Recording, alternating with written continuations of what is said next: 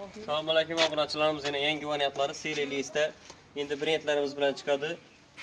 O'chunda ham ham kilolarni tashab, ko'p odam ham kilolarni tashab sotib turibdi ekan buni. Arzonroq variantda 1000 gradusda pishgan o'zlarimizni brend bilan chiqadi endi. Almashtirib olmasliklari uchun.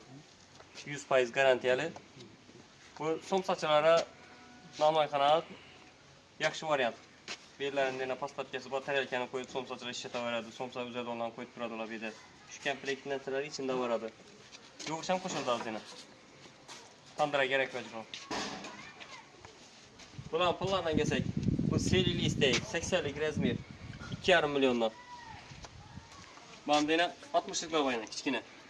Kichkina xo'jaliklari 4-5 cho'rakdan yapaman desalar 1,5 milliondan. Xorazm Qoraqalpog'iston dastlabki ichindi. Banda 72. Nani yapmak o'ng'ayli olsa yanına var bilin deyarlari 72 razmer 2 milliondan. Bandena katta rakaba, katta xo'jaliklar 80lik. 80'lik razmerimiz 2 milyon 300 ming so'mdan.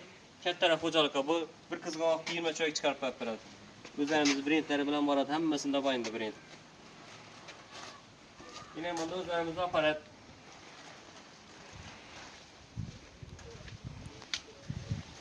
Bu aparatimiz 1000 gradus berib 100% pishirib beradi kiloni, pishgan kiloni chiqaradi bu. 1000 gradusda endi kiloni o'zini olaman desalar ham pishirib beraveramiz. Yo'lda pishgan kilonimiz. Yakından kesasan işte.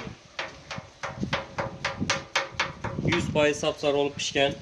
Humuzumuz endi bir emas 2 oldu. Çeklenmeyen miktarda çıkartıp veremiz endi. Pişken kilonun özünü sonra salam yetkazıp veremiz. Pişken kilonun puluna gelsek yine 72 razmeri 800 ming so'mdan. 80'lik 1 milyondan.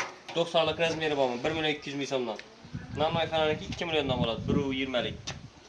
100% pişken. Yani şu karalarımızda özlerimiz kütərib, özlerimiz düşürüb veremiz. Xorazm Qoraqalpog'istonni dastlabki içinde oladı. Ağır tandalarım üç kütərib özü düşürüb veredi.